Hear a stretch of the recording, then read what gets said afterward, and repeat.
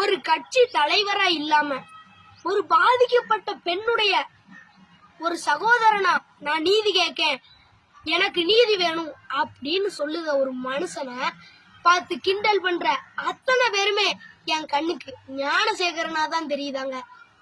நீதி கேட்கிறவங்கள பார்த்து சிரிக்கிற அத்தனை பேர் உள்ளேயும் ஞானசேகரனை பார்க்க முடியும்.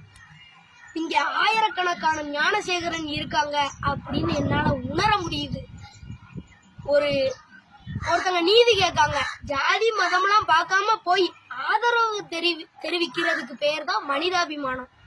ஆனா மணிப்பூர்ல தப்பு நடந்தாலும் சரி, லண்டன்ல தப்பு நடந்தாலும் சரி, அது சரி செய்யப்பட வேண்டியது.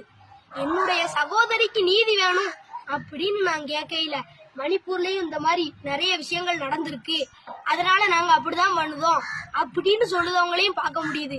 அவங்கெல்லாம் மனிதத்தை கொள்ளுத பேய், அவங்களுக்கு என்ன தண்டனை கொடுக்கணும்னு நீங்களே முடிவு பண்ணுங்க.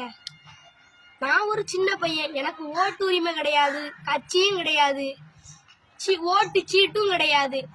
பட்ட போட்டா சங்கி, நீதி கேட்டா பிஜேபி. என்னையா நியாயம்?